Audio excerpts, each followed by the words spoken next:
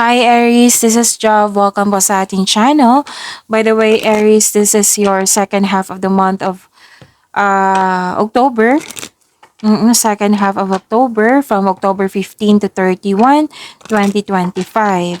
Gamitin ang reading na ito bilang gabay lamang. Kung naka-resonate kayo, comment down. Tandaan Aries, ito ay general reading.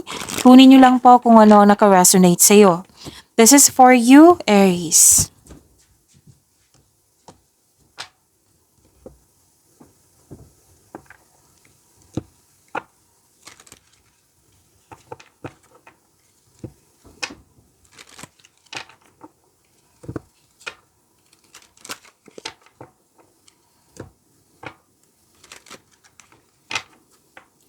Para po ito sa iyo, Aries.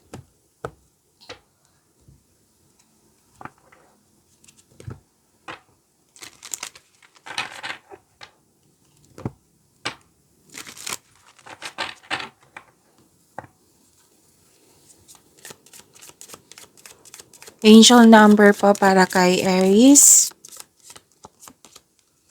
Angel number 44. Sabi po dito, your angels are encouraging you to continue on your present life path with diligence and determination, and even greater success will come in the future. So, meaning to say, you are divinely guided na may nakadestiny sa'yo, may potential na magiging successful. Basta bigyan nyo lang po ng aksyon. And please know that you are divinely guided. So, to attract more blessings, let us say the power affirmation. Let us say, I am supported.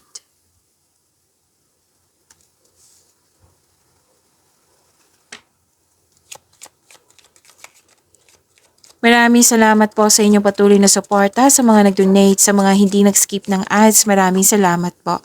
Sa mga hindi pa nag-subscribe, subscribe na po kayo at click bell notification para malaman nyo na may bago tayong video.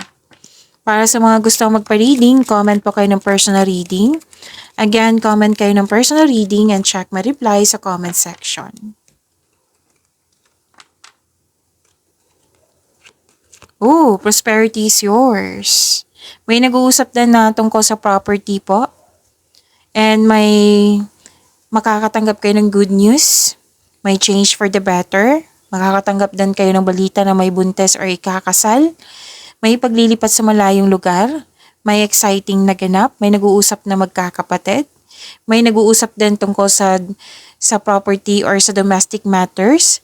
Huwag po daw kayo agad maniwala sa chismis. Alamin niyo muna kung totoo ba ito or hindi.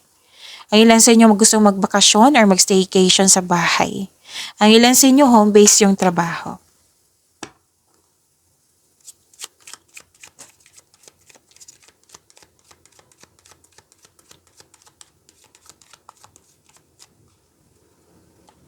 Energy po ni Aries.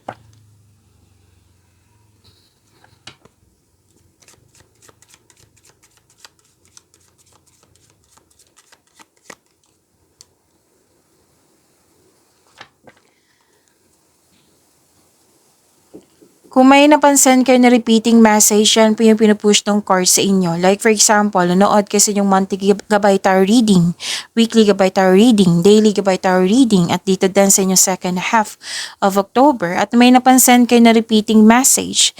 Yan po yung pinupush ng card sa inyo na kailangan yung bigyan ng atensyon, solusyon at aksyon kung maaari po. So na yung energy ni Aries.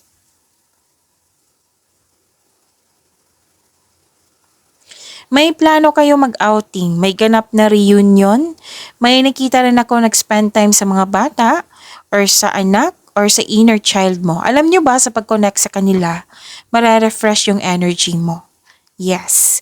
Ang ilan sa inyo nag-spend time sa mga old friends or sa mga taong para mong ring pamilya, posible din na may pagpatawad na mangyayari. Oo. May grupo ng tao dito na very supportive sa'yo.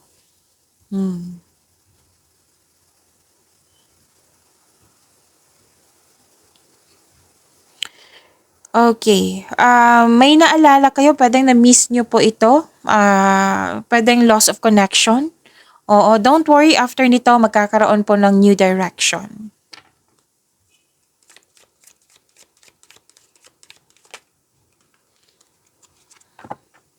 Okay. So, dalawa na po ito. Kunin ko na.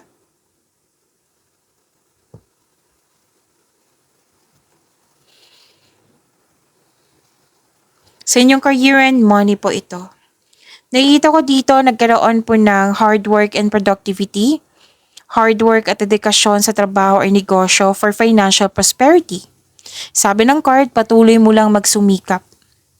Nag-aaral kayo ng new skills para ma-increase yung income mo at gumagawa ka ng passive income. May bagong kasanayan, kaalaman. So this course reminds you na kapag ginawa mo ang gusto mo, mamahalin mo ang ginagawa mo. So tagumpay sa kaperahan, nandito po. So sabi ng card dito, taas ng tagumpay po ito. Keep up the great work. What you have been studying or practicing, it will lead you to abundance po. Basta mag-set lang kayo ng clear intention.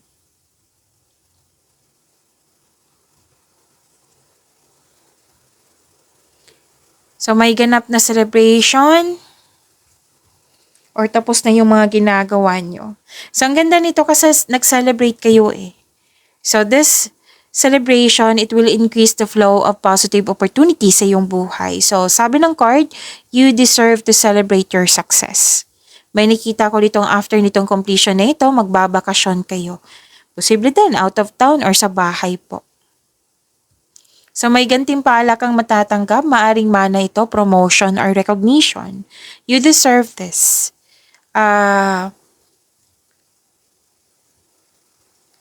Aries.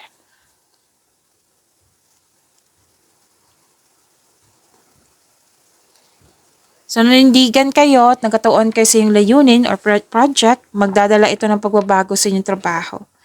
So may mabilis na pagdating ng opportunity at bibigyan mo ito din ng mabilis na reaksyon or aksyon.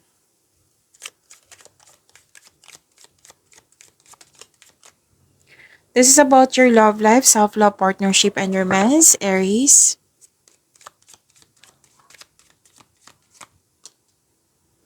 Huwag kayong matakot sa card na ito ha, kasi may advice lang po yung card.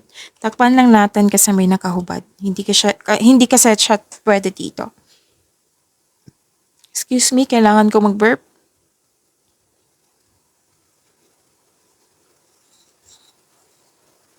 So this is long-term abundance and steady progress. Sa mga single po, ang ideal type niyo po ay stable, grounded, and trustworthy. Sa mga marelasyon sa buhay mag-asawa, sabay-sabay kayo nagtayo ng trust and stability.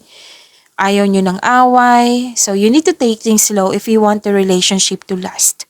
Huwag kayong magmadali, sabi ng iyong card.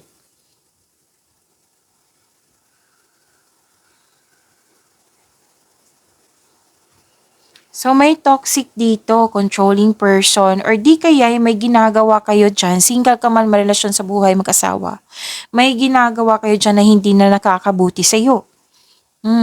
So kailangan po dito, ang advice ng card nyo, kailangan po ng freedom and recovery.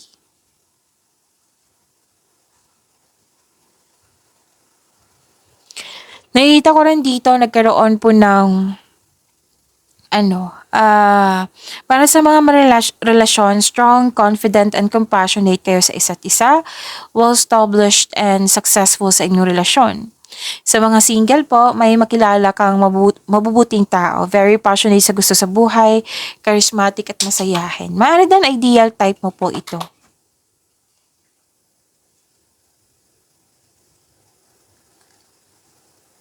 So may transformation po na magkaganap.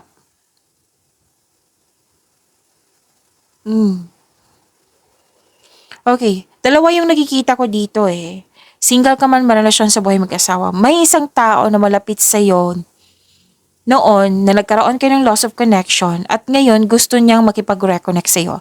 Pwedeng ikaw to, pwedeng siya.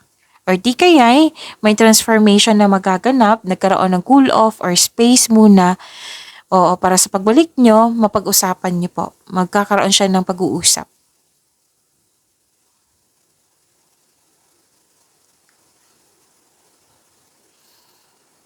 Nakita ko rin dito na Sa mga single, wag po daw kayong magmadali na magkaroon ng relasyon. Kailangan magkaroon kayo ng same vision for the future upang sa kayo ay magkaroon kayo ng isang healthy relationship soon. Sa mga marelasyon sa buhay mag-asawa, you are moving fast in this relationship. Kaya nga may sinabi kanina, di ba, na huwag kayong magmadali.